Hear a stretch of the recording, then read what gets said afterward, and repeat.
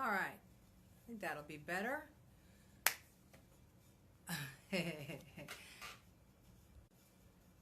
So this is the fourth maybe live video chat that I've done or I'm doing on Friday afternoons at noon. I am the writer of a blog called ShaylaV.com, and my name is Shayla Hogan. What I write about mostly is self-development kind of stuff, which is about how I'm working on improving my self-esteem and how I do my everyday life and how I parent and what I do at home and with my kids and how creative I am. So this is my fourth time, and every time that I do this, something seems to go wrong.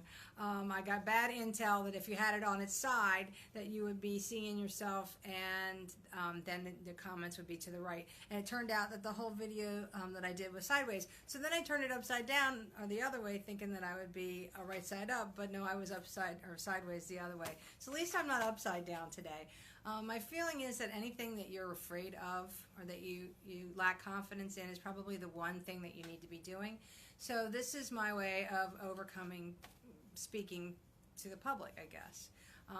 Being on camera is just something that I would like to get better at, and I think I'm already succeeding, even if it's 10 minutes every Friday. So last week I talked about what it meant to be a blogger. The week before I talked about burnout. And on my blog today, I did a link to the burnout discussion that I did because I thought it was a good one. So today, I tend to be a little deep. I can go very deep, and that's good for me. And I think that insight it keeps me moving on. And looking for that insight. But today I decided that I was going to, hi Karen, I was going to do a little light talk, light subject, and talk about the 10 things that you may not know about me. 10 minutes, 10 things. What are you going to do? All right, so let's see. 10 things. I start with, I had a fear when I was a kid of swimming. And that was due to the fact that I nearly drowned 2 times when I was little. So it was pretty substantial, well-founded fear. I did get over it, but when I had my son, I couldn't help but be afraid that he would, every time he got around water. And so what I did was I ended up making him afraid of the water. So they call it a ghost in the nursery. So this summer, what I've done is I've made sure that we got him in the swimming pool as much as we possibly could. He's 11 years old. He's gone to Y camp. I think it's just like his 5th year of Y camp maybe. And past 2 years, he wouldn't go in the pool. And I said, we are not paying for Y camp for you not go in the pool. So this year we worked with him, and he finally got to where he had enough confidence that he took the swim test. Now, he said in the middle of the swim test, his butt sank. They said, keep going. And he did great, and he treaded water, and he got his green armband. So it's a big deal. So that was my goal for the summer. And we passed the swim test, and it gave him confidence, and I want him to have that confidence. All right, number 2. When I was 46, 3 years ago, I had a baby, Fiona. She's my younger daughter, and the doctor, when we were getting the pregnancy test done, the doctor said, "So was it spontaneous?" and my husband and I were like, "Spontaneous?" So I was like, "As spontaneous as a glass of wine can get you." And it turns out that a lot of people my age, have fertility help. So spontaneous is the other way that you get pregnant if you're not getting fertility help. And I'll tell you, I'm just stubborn. I didn't know that I should go through any testing. I just said, let's just get this going on. I don't want to have to regret not having tried. So that was me, because I was about to have like a wake for my fertility at that point. I said, I don't want to regret not having tried. And so there's no regret at not having tried. Sometimes there's a regret at having the baby, but no, I'm just kidding. All right. Number 3. I started writing when I was 40, and I started, hi Bob, I started writing when I was 40, and I started blogging when I was 45. So I'm just past my 5th year of blogging, or I guess 44, whatever. I'm about to turn 50. And I think the point to that is that I am a late bloomer, and I believe in late blooming. I believe that you can start anything at any time. I've read lots of wonderful stories about people who are like experts at things in their 90s. Why not? Number 5.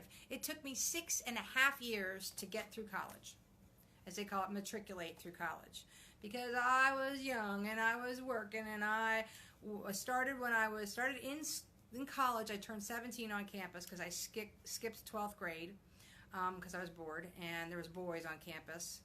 And so I started up and went to college when I was really young, and then I had a job, and then I wanted to take part-time. Yay for Kim! Yay for late bloomers! And then I wanted to take off a semester, and so it took me 5.5 years, 6, I don't know. And the last credit that I got, I had to have 1 credit in an upper level course, so I took a poetry course. And then I got my degree, which is hanging above my chair in the other room. And I am kind of proud of it, even though it took me forever to get. All right, number 6. I am not a good roller skater, nor am I a good ice skater. And again, if you know me, and I took my son out, he's not very good at ice skating either, because I just was like, let's go.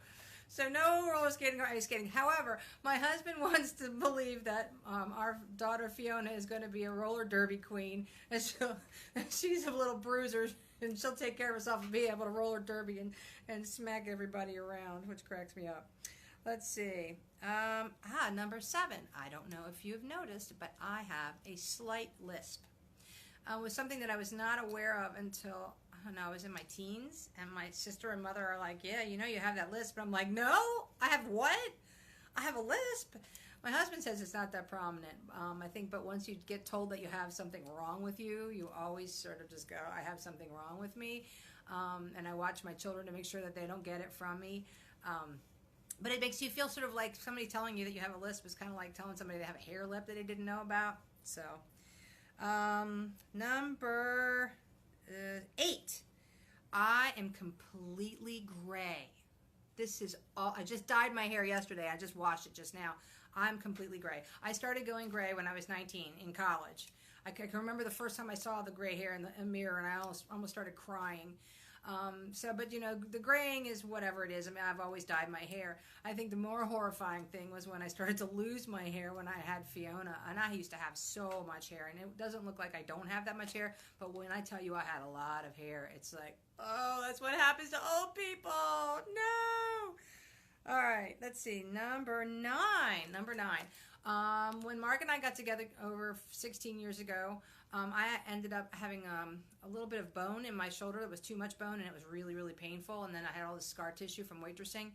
So I had arthroscopic surgery, and then that took care of it. Well, recently, in the past couple years, I started to have pain in my hip. And so I finally went to the doctors and took care of it. And they found out that I have a bone spur in my, not my hip joint, but my SI joint. So I went in for a procedure in February, and they gave me a shot of, steroids and lidocaine in my joint, my SI joint, which helped immensely. I've just finished paying off that procedure, and that leads me to my very last number 10. I think it's number 10. Yeah, number 10. Secret about myself. We in this past May realized that we were eligible for government health care. Now, and if you remember, back when I had Fiona, I went ahead and was single, asked them to subsidize me. We have had health care since then. We were paying Blue Cross and Blue Shield since her birth. The children have always been on the Maryland Children's Health Care program, so the government pays for them. Healthcare in America is a very touchy subject, and people feel very angry and upset about it. And so back when I had Fiona, I had written a article called Middle Class and Medically Assisted, and I talked about how I even didn't want to have a child and know that I had somebody else paying for it. But in the end, it got to the point where either I was going to have this child or I wasn't. I decided that a miracle was a miracle, and I'd let whoever could pay for it just pay for it. But it tore me up a little bit. And after I wrote that article, I had a lot of troll mail, a lot of stuff come at me because people are really, really defensive and angry about having to pay for other people besides themselves. And I totally understand, because when then we became eligible for this health care this past May, I was like, wow, well, I guess I should say yes, because it's $550 that we don't have to pay every month that we were paying, and that we really couldn't afford. And the numbers told us why. But my husband had a hard time. He had to change doctors, and he had a hard time. He wanted to be able to choose his healthcare provider, and when you have somebody else pay for you, you have less choices. Less choices is un-American. You know, we all have this choice to take care of ourselves or not take care of ourselves. We have a choice to, how we spend our money. So anyway, so we had that happen to us, which I think was the best way that I could help us, support us, and felt like I had actually made some money. But it's been a little bit of an adjustment, at least for him. I'm fine. So there you go. So there's our my big last secret. So I thought, what time is it? It's 11 past.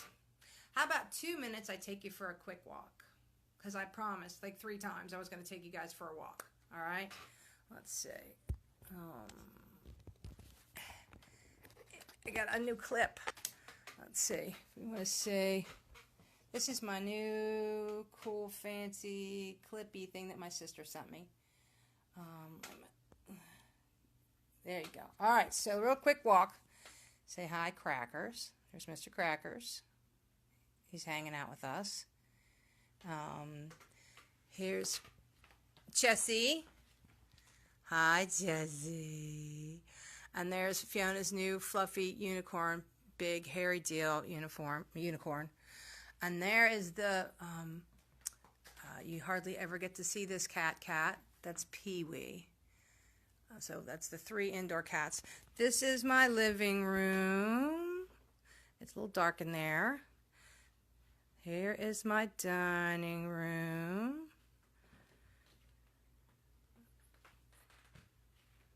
All right, and where I was sitting on the couch.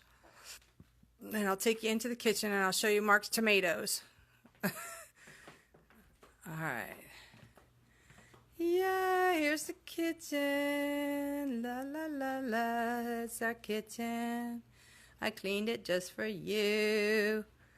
Kitchen, kitchen, kitchen, kitchen. All right, there's the kitchen. And I'm going to whip pan you here. Here's Mark's tomatoes. He's got more tomatoes than I know what to do with. He just keeps picking them. Yay for tomatoes! And actually, if you look out the window here, a little bright light here, those are his tomato plants. They're almost like 6 feet tall, and then the beautiful sunflowers behind them must be 12 feet tall. Don't drop us. Yeah, that's funny, Kim. That's considering I dropped the phone last time. All right, say bye-bye to Mr. Crackers. Bye, Crackers. Bye, Crackers. This is a handsome boy. All right, here you go. Flipping you around. So, thank you so much for joining me today. I really appreciate it. I appreciate the support. Taking that next step. I'm going to keep writing, and I'm going to keep talking, and I think that it's important. If you don't show yourself, if you don't talk about what you are and what you like and who you are, then you are hiding, and I don't want to hide. And hopefully by saying and doing whatever I'm doing, it'll make somebody else feel like they need to talk out loud too. So I think that's really important. I don't know. That's just me.